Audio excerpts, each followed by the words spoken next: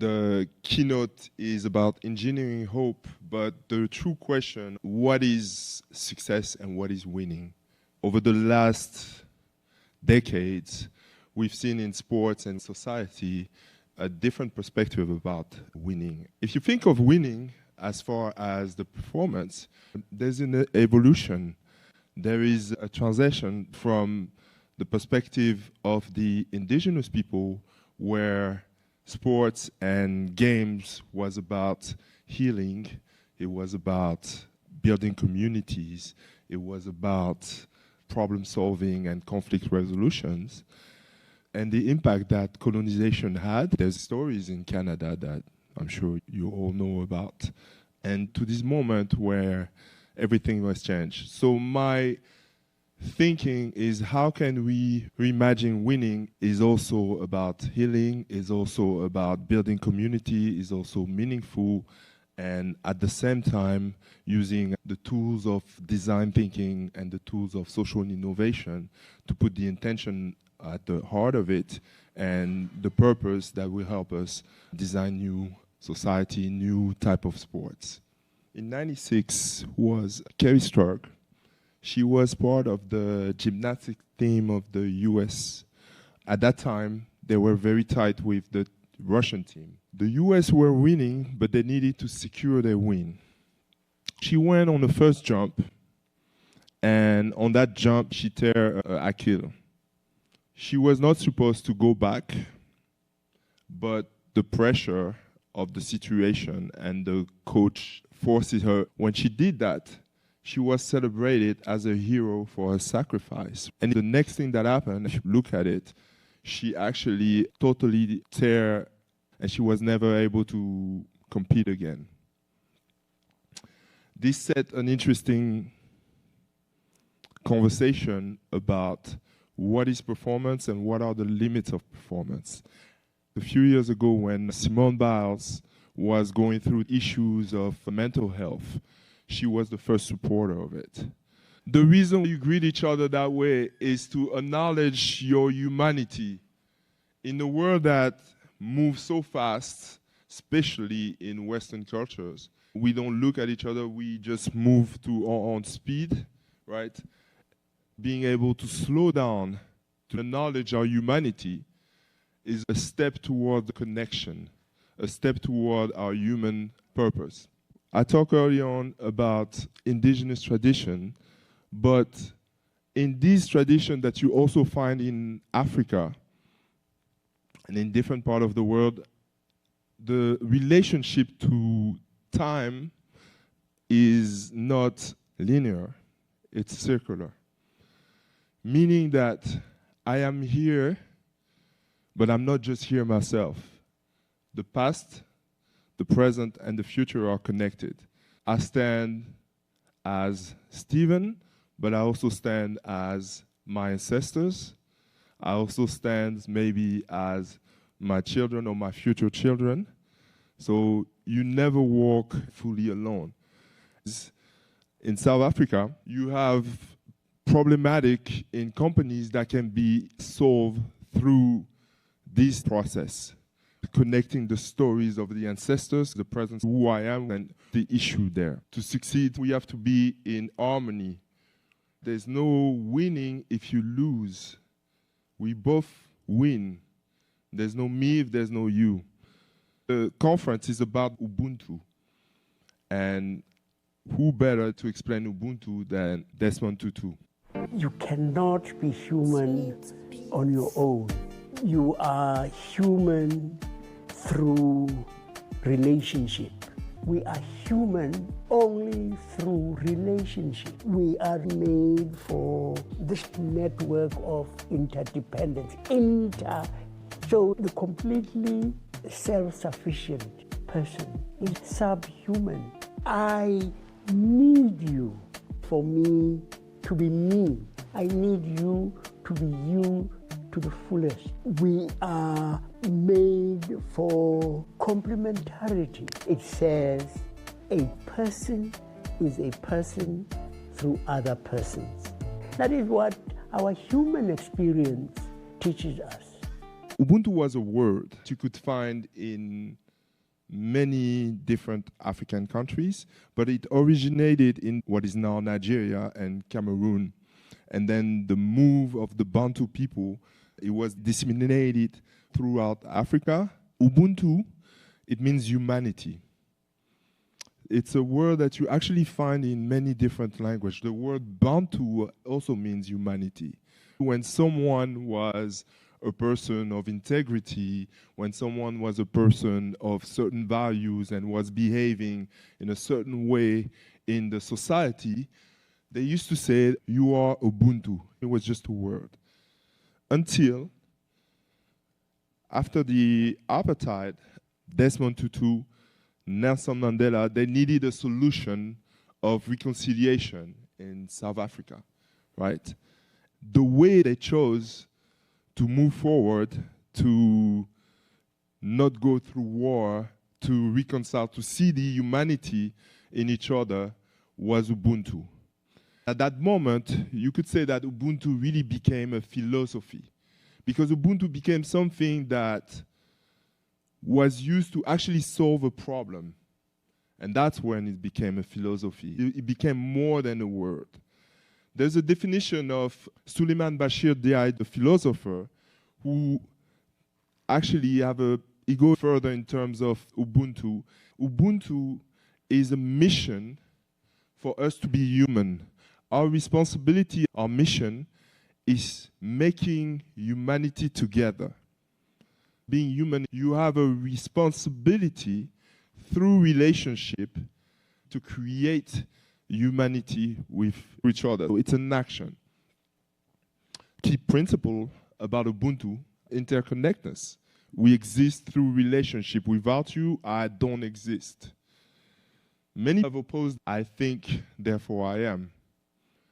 Embracing common humanity. We are on this journey together, and our responsibility is to the lens of the world, whether justice, education, politics. Our responsibility is to create and share humanity.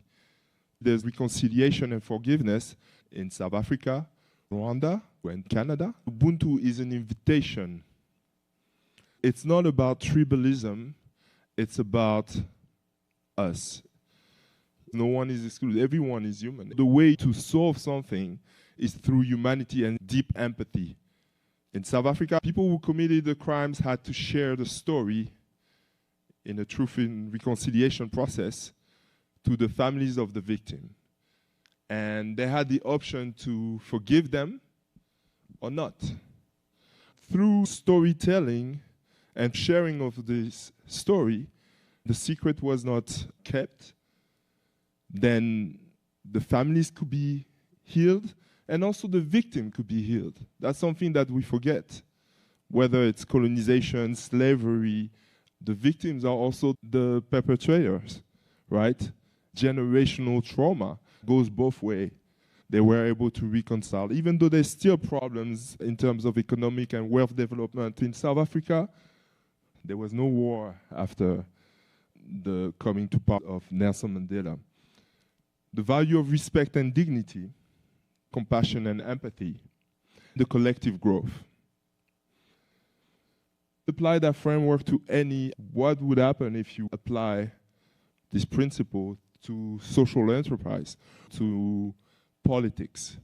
Political parties, are they really there to create humanity? Are they really there to have compassionate and empathetic relationship and collective growth? Or are they in a dynamic of performance? As far as sport, that's the field where I work on. I'm a former basketball player. And after a period where I was teaching and doing consultancy using these principles, I now work in sports. In 2008, the Boston Celtics, which the previous year were really bad, the coach, Doc Rivers, heard about that Ubuntu thing. So he started to inquire, what is Ubuntu? He met with the director of an organization in South Africa, using this in youth programs, and they started exchanging knowledge and ideas when Doc Rivers started asking, could this be applied in the context of performance? The preseason came, and this became their motto, Ubuntu. It was a way to find a common meaning, to gather together, to embrace a certain spirit, that spirit of I am because you are, or I am because we are. The next example would be the rugby team of the All Blacks. It may not be called Ubuntu, but the Aka is a celebration. It has a deep meaning. For the longest time, it was problematic because the white players wouldn't learn the Aka, the proper words. For the Maori people, the Aka is cyclical time. It's an acknowledgement of the ancestors, the earth, the soil, who we are as a group, and it's a way to connect. That problem of connection and knowing the story and the lyrics and the steps, until one captain came to power in the South African team and was able to gather everyone together. In the leadership of the New Zealand team, leadership is not central, but there are different type of leaderships for different type of skills. So everyone is a leader and has some type of responsibility. So it's not individualized leadership. The South African team, you could take the 95 team, the Invictus team, and then you have the last one that won the World Cup title in 2019, led by Siya Kolisi, who applied the principle of Ubuntu in his philosophy and gave a remarkable speech, Unity. Now it was time for coming together as a nation and embody this spirit of Ubuntu.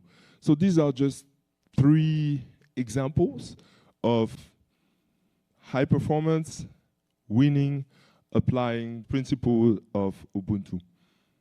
These teams won, right? But I think the greatest challenge that we are facing, whether it's in organizations, in team sports, and even to a certain extent in education, is that tension that exists between the meaning and the performance. The meaning and the performance. We are in a society inclined to look at performance. Meaning is only good if it leads to performance. Over the years, the organization, the group of people that look first at the meaning will perform better if we have 2 teams with equal skills. Will perform better than the team that only looks at the performance. Just like the student here for a meaningful reason will perform better than the one just looking at performance. We're talking about the lifetime line. In sports, you can see situations where you have great coaches, great team, winning over short runs, and then after a while, they can perform. You can win, right? And you can have a great performance and win, but not have a meaning. That burnout. If you work hard, but it doesn't mean anything to you, that's how you go through burnout. Why do you do what you do? And it's a question that is not enough asked and is not enough put at the center of any challenge we face as a sports organization or any organization. Burnout, more and more athletes, not enough talked about burnout, even though they make more money, perform better than anyone in history, they go through burnout. The thing about sports, why I came back to sports, is because sports is a mirror of society. You can understand our history or humanity by looking at sports and how was sports conceived at that time. It exposed every weakness in our society. This concept, commodification, is a concept that is fascinating. The commodification of the body went from a value that was somehow spiritual. I think there are 3 turning points. One, I mentioned early on was colonization. The colonization was the moment where the nature, stopped being of a spiritual value, right? We stopped seeing something into the nature that connected us to it, and it just became material. Therefore, there was this loss of humanity. You could argue also that another key moment into the way that we perceive and the way the perspective about the sports and athletes is the 70s with neoliberalism and the School of Chicago. At that time is when you start seeing sports becoming more corporate, right? And nowadays, where the athlete is performance over purpose, right? You look at the Olympics, there's a lot of performance. I was listening a few days ago to one of the best performance trainer who was at the Olympics, and he was telling that he saw a mix of individual joys, but also many depressed because many lost. And he mentioned that the only athlete they actually saw really enjoying the competition and being in the moment was the 13 years old skateboarder who was the younger participant at the Olympics. So Ubuntu is really about relational intelligence, right? It's the ability for someone to intentionally connect, build trust, and sustain strong relationship. The key word in this is intention.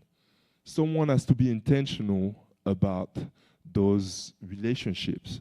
Someone has to put the effort to build this relationship. So also there is this aspect of authenticity. You have to be truly you. And there's a commitment to the growth of everyone.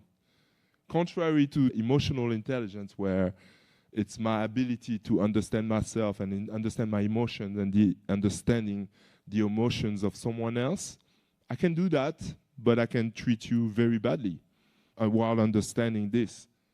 Relational intelligence forces you to actually fight for growth or commit for your growth, my growth, and for development.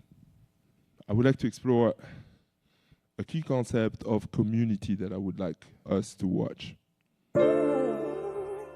In my tradition, community is the guiding light behind any person that helps that person achieve their life purpose.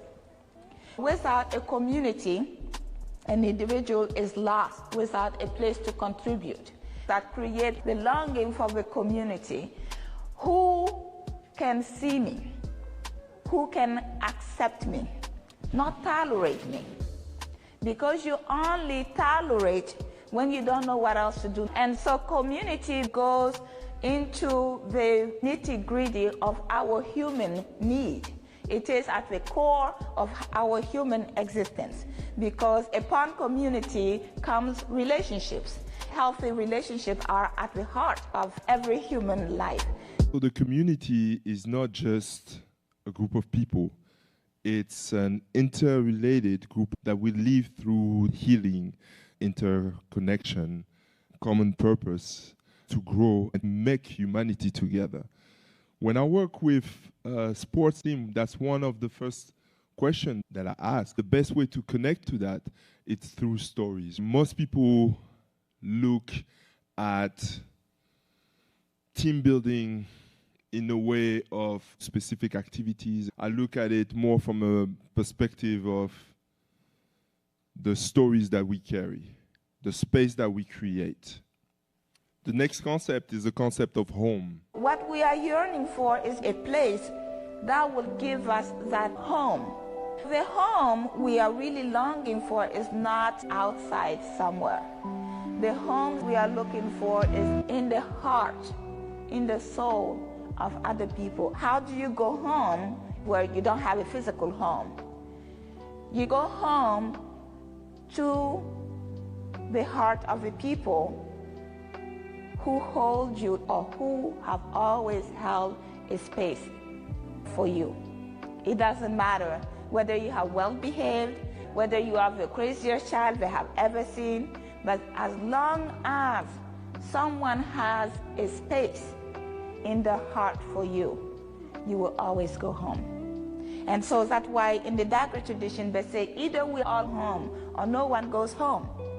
That is why people who are homeless help us to look at our own homelessness. It's not because we live in the homes that we don't feel homeless.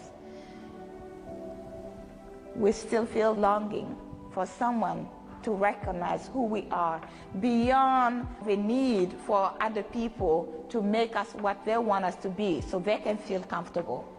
People who know there is a spirit whose gift needs to be received so they can be freed. So that concept of home is deep reimagining spaces, learning experience. That's something I do with my students. So how do we create a home in this classroom? And it's not necessarily the physical home. How do we create a space where you can be all of you, where you can bring all of you? It's about setting an intention and a purpose. And through that intention and purpose, you can design, you can reimagine, you can brainstorm. At the core of it is the intention. And right now we are at this time where we've seen where our brain took us. We've seen where it took us, but we need to design more with our art. We need more heart, more compassion. But how do you train empathic leaders? The first thing is really to redefine success and to set different type of intention. As I mentioned also storytelling and reflection, right? And from there, you cannot just work at the level of the players. You have to work in the ecosystem. The stories you are going to connect are not just the one that are happening at the moment, but deeper than that. When I came to their practice, I show them, that's what you see here, I show them a little video that I took during the game and illustrate a point. So this is the team, the Vanier team, this is our team, this is the other team. Now, pay attention to the body language. If you pay attention to the body language, you could see that in our team, the distance between players is different. Some teams in the NBA even count the amount of interaction. If you look at the body language, the distance, you would think it's not significant. But if you compare to the other, there's a strong correlation. There's a study proving that the more interactions a team have, the more they win. You know, non-human primates, the closest to us, they touch each other to spread goodwill and to build up friendships. Touch is this very old system by which we communicate. And we're finding in our lab that we have this rich vocabulary of goodwill, and also we can communicate negative emotions with touch. How do we use that to build up cooperative communities? So we study the National Basketball Association. If you just look at a basketball court, there's all this touch. High fives, fist bumps, embraces. Basketball players, we took one game of every team in the NBA at the start of the year and coded all of the touch that happened during that game. Took us 8 months. A game is 48 minutes, and there's summed up about a minute and a half of touch during that game. The more that a team touched each other at the start of the year, controlling for how much money they're making, the expectations that they would do well during that season, not only do they win more games, but they're selfless. Do they help on defense? Do they set a screen? They were playing efficiently and cooperatively. We think touch is part of how teams do well. Should we get a high five? Some may be tempted to just look at the high five as, but what I'm interested into is what I call the pedagogy, the Ubuntu pedagogy of the movement. How do we connect a story to the movement? So last night, we did a little exercise where the players had to describe the values that they had and connect it to someone of their ancestry. Ubuntu I am, but I'm not standing here by myself. I'm standing here with my grandparents or my parents. And then connecting those stories as a group. Now they were not calling each other by their name, but by the main values that they carry, right? And then I asked them to do a systemic constellation movement. When I move, everyone moves, right? So when this value moves, these values are engaged and I am engaged. This was about the embodiment of this philosophy. It's really about experimenting it through your body, not just listening. You can go further. This is just one exercise. You could reimagine, okay, what's the team experience? How can we create home, communities? How can we identify which players gift? How can we identify the pressure points of these players? It's by connecting the story and getting to know each other on a deeper level. As a conclusion, I would like to say that Ubuntu is a calling for us to develop our humanity towards a society of hope and different values all together. Ubuntu. Thank you. First question. Anyone have a question? You want to start, Matthew? I have one question. You said you were an athlete before. Did you feel like Ubuntu was missing from your athletic experience? Is that why you've decided to become working in that? I remember being 14 and breaking my arm. I didn't know it was broken. Nothing was done. We won, and I went back to play with a broken wrist.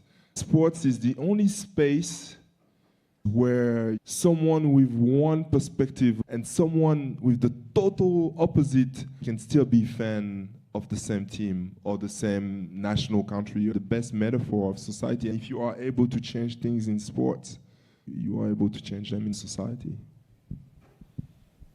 With that, catch that. No questions? We would take one last question, and then people who want to ask him personally could come down. But I would take another question. This is a shy group. There's a question.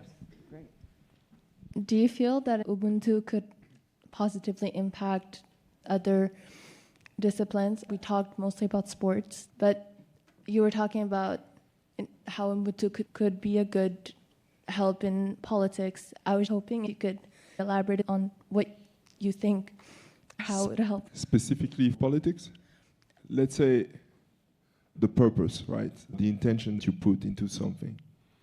In this classroom, we decide to rethink the political environment. We get together, do a hackathon, brainstorm, and reimagine what politics could be, right? If during that process, we would be inspired and exposed to Ubuntu philosophy and put it at the core of our reflection and design, there are aspects that would benefit everyone. It's all about the philosophy because you think the words are just words, but everything starts with words, right? If you look at the US, what's going on there?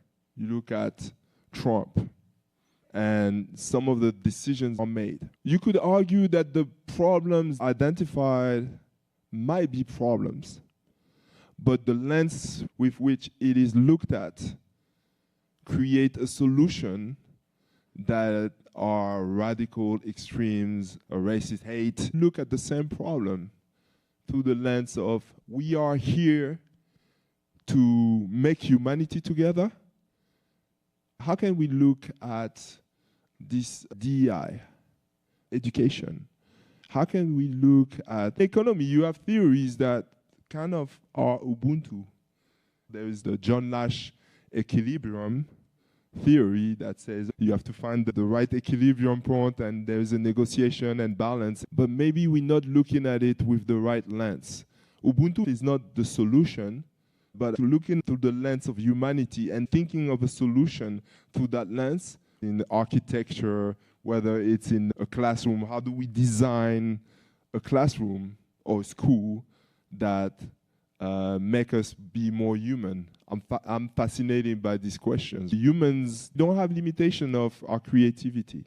We can reinvent. The main challenge is imagination. The rise of fascism around the world is there's an old world that is dying and is not able to reimagine. And there's a new world coming. We have to reimagine through hope and faith. I don't know if I answered your question. You talked about adding meaning to performance. Then about redefining performance. What about performance not being part of somebody's aim? Let's say they practice a sport. Is performance a necessary part of taking part in sports? And if not, why would somebody take part in sports if they don't aim to perform? It's performance in the regard of, I use the competition against. For me to win, I need to necessarily lower you down. Let's take a classroom. There are students that work for grades. That's performance. And then there are students that work for something bigger than the grades. So I'm not saying that performance is bad, just that meaning has to come first. Let's take the example of a basketball team.